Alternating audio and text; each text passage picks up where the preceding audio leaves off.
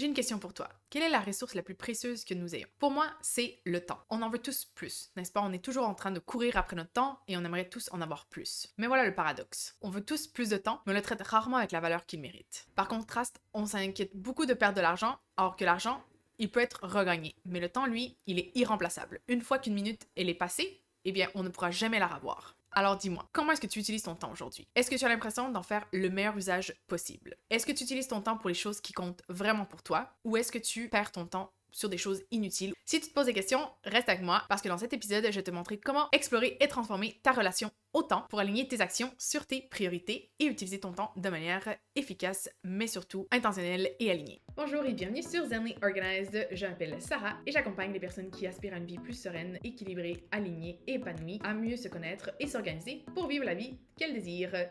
Donc voilà, aujourd'hui, on va parler de temps, de comment optimiser son temps, mais l'optimiser de manière intentionnelle. Comment est-ce qu'on va faire ça? Eh bien, je vais te parler des différents types de temps, parce que comme ça va nous permettre de réaliser comment on utilise notre temps, sur quoi est-ce qu'on le passe. Ensuite, je vais te parler du time audit, donc qui est un outil qui va te permettre de savoir exactement comment tu utilises ton temps en ce moment, et donc pouvoir après, par la suite, utiliser ces résultats pour faire les changements s'il y en a qui sont nécessaires à faire. Et ensuite, voilà, je vais te donner des astuces pour reprendre le contrôle de ton temps et l'utiliser de manière plus optimale et alignée. Pour t'aider à faire tout ça, je t'ai aussi préparé un workbook qui accompagne cet épisode. Il est gratuit et tu peux le télécharger dans le lien qui sera dans la description de l'épisode, comme d'habitude. Commençons donc par les différents types de temps. Donc selon Fabien Olicard, l'auteur du livre Votre temps est infini, il existe 5 types de temps. D'ailleurs, petite note à part, j'adore ce livre, c'est un de mes préférés, donc je le recommande vivement. Je vais mettre le lien vers la description, mais si tu aimerais optimiser ton temps, c'est un livre que je te recommande de lire à 100%. Alors pourquoi c'est intéressant de savoir quels sont les différents types de temps, de classer toutes les activités qu'on fait dans les différentes catégories de temps? Eh bien c'est que comme ça va nous permettre de voir comment on utilise notre temps, de comment sont composées nos journées par rapport aux différents types de temps et du coup si on l'utilise comme on veut, si on utilise notre temps majoritairement pour les catégories de temps qu'on veut utiliser ou au contraire on passe beaucoup de temps dans des catégories de temps qui ne nous servent pas à grand chose, qui ne sont pas alignées à ce qu'on veut réellement et donc du coup réajuster le tir par la suite. Donc, les différents temps. Le premier, on a le temps professionnel. Donc, dans le temps professionnel, on va mettre toutes les activités qui nous permettent de gagner de l'argent, que ce soit à court terme ou à long terme. Donc, on va mettre ici notre travail principal, notre activité secondaire si on en a une, ou même une activité que en ce moment tu ne monétises pas, mais que tu aimerais monétiser dans le futur.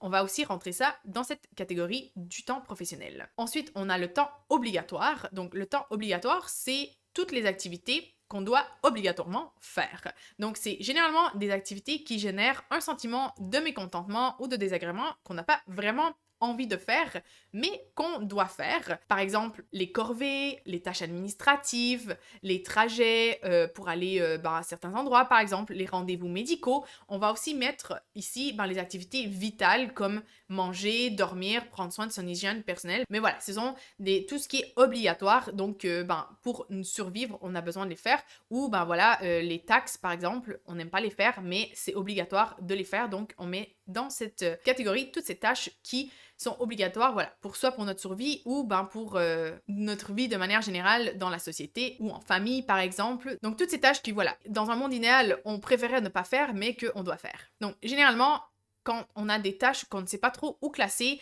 surtout si elles génèrent un sentiment un peu de mécontentement ou un sentiment négatif, on va venir les classer dans ce type de temps. Donc, c'est un peu le temps fourre-tout. Ensuite, on a le temps personnel. Donc, le temps personnel, ce sont toutes les activités qui génèrent du plaisir, mais sans autre bénéfice. Donc, par exemple, c'est regarder un film, sortir avec ta famille ou tes amis, partir en vacances, consulter les réseaux sociaux. Donc, c'est souvent un peu tout ce qui est le divertissement, mais voilà, qui est vraiment juste pour se détendre, pour relaxer, mais qui n'a aucun bénéfice en plus par rapport à, par exemple, la croissance personnelle, etc., qu'on va voir juste là dans la catégorie du temps pour soi. Donc, le temps pour soi, eh bien, ce sont des activités qui nous permettent de nourrir notre corps, notre esprit, notre âme. Et ce sont souvent des activités qui nous permettent du coup de développer une compétence ou d'apprendre quelque chose de nouveau. Par exemple, on va mettre ici lire un livre, mais là pas pour le plaisir, mais un livre par exemple de développement personnel ou un essai sur un sujet qui nous intéresse. Aller pratiquer en sport, parce que voilà, ça nous permet de développer notre corps, de maintenir notre corps en bonne santé.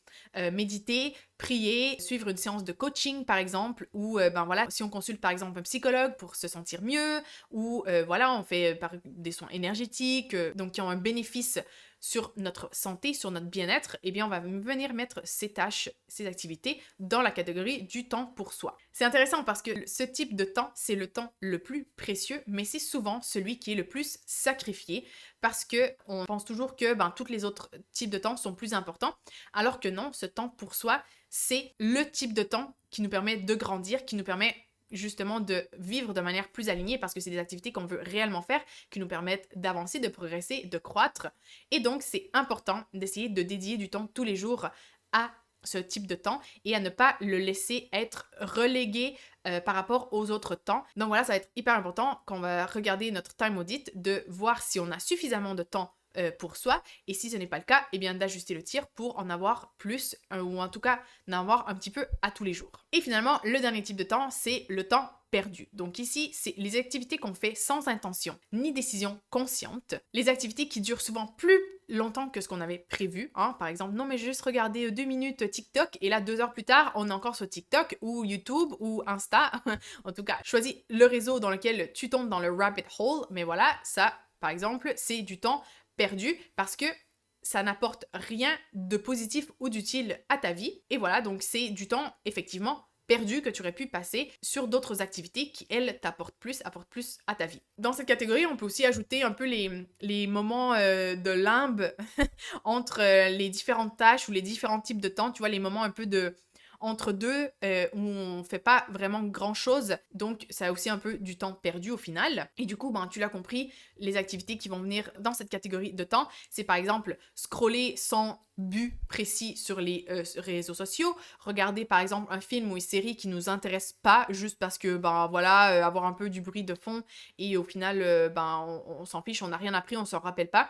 Ça c'est du temps perdu, tomber dans le rabbit hole, sur YouTube par exemple, sans regarder intentionnellement des choses qui nous intéressent, mais juste parce que YouTube il nous a proposé le prochain vidéo. Voilà. Donc disons qu'ici c'est souvent les activités qu'on fait quand on s'ennuie, qu'on sait pas trop quoi d'autre faire ou qu'on est très très fatigué, et du coup c'est un peu les activités les plus faciles, simples à faire, mais qui ne nous apportent absolument rien, qui ne nous nourrissent pas, qui ne nous font pas évoluer, qui n'ont aucun bénéfice sur notre vie. Du coup, bien sûr, c'est le type de temps qu'on devrait essayer d'éliminer ou qu'on devrait essayer de diminuer le plus possible pour tirer le meilleur parti de notre temps, utiliser notre temps de manière efficace, intentionnelle, optimale. Et du coup, en diminuant ce type de temps, on pourra avoir davantage de temps à consacrer aux autres types de temps, par exemple le temps pour soi, comme on a dit, qui est le type de temps le plus important, ou le temps obligatoire, professionnel, donc qui vont apporter quelque chose à notre vie ou qui sont, ils sont utiles, sont nécessaires.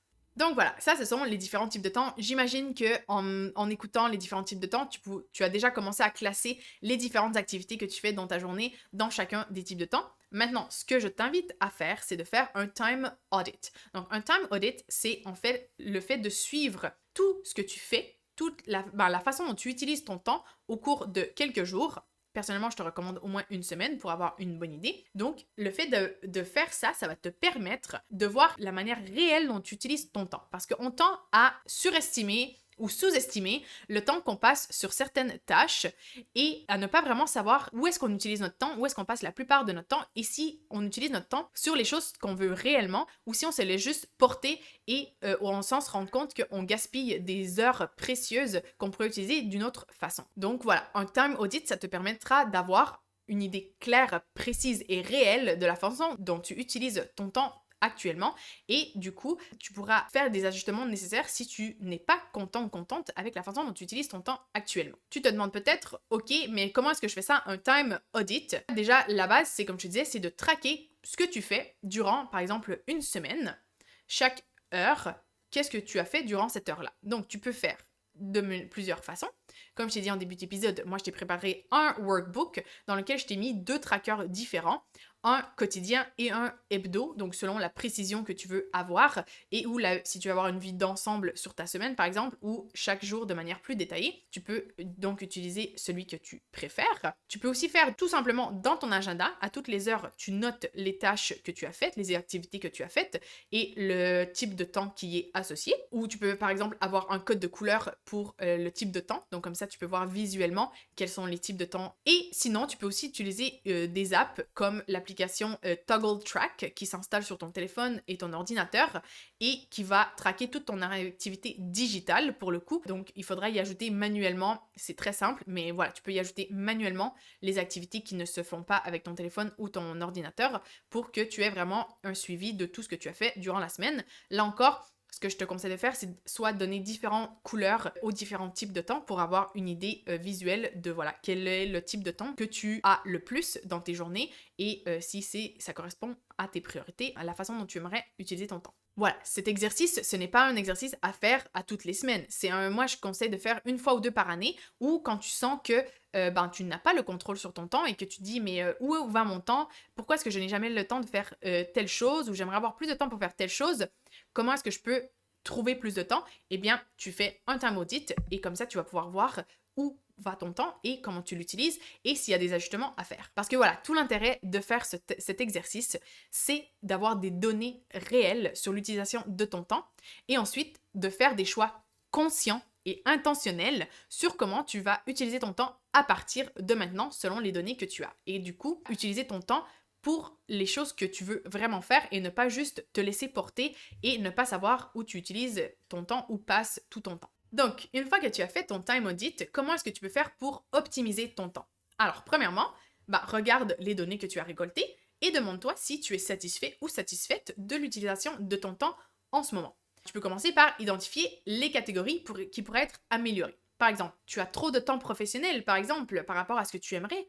Bon, est-ce que tu pourrais déléguer certaines tâches ou est-ce que tu pourrais revoir ton organisation, tes processus pour les optimiser et du coup diminuer ta charge de travail, diminuer le temps que tu travailles ou être plus efficace dans ta manière de travailler pour pouvoir travailler moins, mais mieux. Par exemple, tu n'as presque pas de temps pour toi.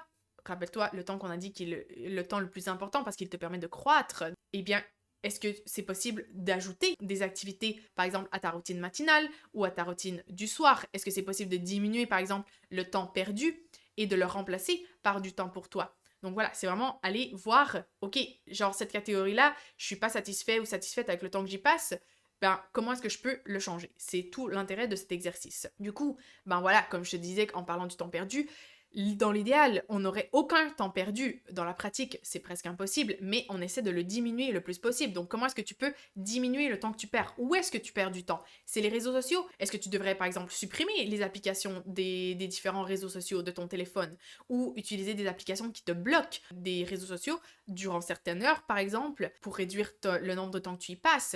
Si c'est dans autre chose que tu perds du temps, comment est-ce que tu peux arrêter de perdre du temps? C'est tout l'intérêt de l'exercice. Ensuite, ce que je te conseille aussi de faire, c'est d'évaluer si l'utilisation de ton temps reflète ou est en accord avec tes priorités. Donc, si tu ne sais pas quelles sont tes priorités, déjà, je te conseillerais d'aller les déterminer. Si tu as besoin d'aide là-dessus, j'ai fait un épisode il y a quelques semaines, je vais te mettre le lien juste ici si tu es sur YouTube ou en description si tu écoutes le podcast.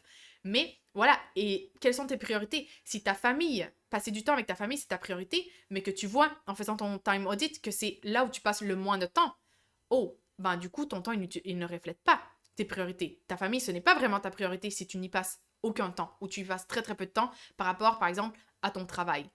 Ok, là encore, on y revient. Comment est-ce que je peux diminuer mon temps professionnel, du coup, pour avoir plus de temps avec ma famille? Ou si ta priorité, c'est construire un business et tu te rends compte qu'au final, tu n'as presque aucun temps dans la semaine pour construire et travailler sur ton business. Ok, qu'est-ce que tu peux faire pour travailler plus souvent sur ton business? Où est-ce que tu peux aller recouper du temps pour en dédier plus à ton business? Donc voilà, c'est hyper important parce que si tes priorités, ton temps ne reflète pas tes priorités, tes priorités, tu ne les atteindras jamais. Tu n'atteindras jamais tes objectifs dans ces catégories. Tu ne seras pas heureux ou heureuse parce que si tu penses que ta famille, c'est ta priorité, tu aimerais que ce soit ta priorité, mais dans la réalité, ça ne l'est pas. Tu seras toujours frustré Donc, ben voilà, avec cet exercice, tu peux te rendre compte de tout cela et prendre ton temps en main, faire des changements qui vont te permettre de vivre de manière plus alignée et plus intentionnelle. Et aussi, dernière chose que le time audit peut te permettre de faire, c'est d'avoir une idée réaliste du temps que tu passes sur les différentes tâches. Donc, si tu as des tâches récurrentes, par exemple, ben, tu peux avoir une idée du temps exact que ça te prend pour les faire. Parce que peut-être que tu penses que rédiger tes rapports, ça te prend 15 minutes, alors que dans la réalité, quand tu te mets à compter le nombre de temps que tu passes sur tes rapports, ça te prend 1 heure, par exemple. Ben, du coup, arrête de planifier une demi-heure dans ton agenda si ça te prend 1 heure pour faire tes rapports. Tu vois? Donc là, tu peux ajuster tes journées, tes listes de tâches pour refléter vraiment le temps dont tu as besoin pour faire tes différentes tâches et le temps disponible. Et du coup, mieux planifier, mieux optimiser ton horaire, ton agenda. Donc voilà, comme je te disais, le temps, c'est notre ressource la plus précieuse. On ne peut pas ravoir le temps qui est passé. Donc c'est hyper important de l'utiliser de manière alignée, de manière intentionnelle, de savoir ce qu'on fait avec notre temps et de l'utiliser pour les choses qu'on veut réellement. Parce que si tu passes ton temps à travailler sur des choses qui ne t'intéressent pas, qui ne sont pas alignées, ben, tu ne peux pas vivre une vie alignée, une vie heureuse. Donc, le fait d'utiliser ton temps pour les choses qui sont importantes pour toi, pour les choses qui comptent pour toi, ben, c'est ça qui va te permettre de vivre une vie épanouie, épanouissante, une vie alignée. Donc, je te conseille de faire cet exercice du time audit, de voir quels sont les différents temps que tu utilises le plus dans ta vie. Est-ce que c'est ceux qui sont alignés avec tes priorités, avec tes désirs, et faire les ajustements nécessaires. Tu vas voir, ça va faire un énorme changement sur ton bien-être, sur ton humeur, sur tes résultats, sur tes objectifs. Parce que, ben voilà, tu vas enfin utiliser ton temps de manière alignée à ce que tu désires. Donc voilà, n'oublie pas de télécharger le workbook pour faire le time audit, pour avoir aussi un résumé des différents types de temps. Je te souhaite donc une excellente semaine et on se revoit dans un prochain épisode. Ciao!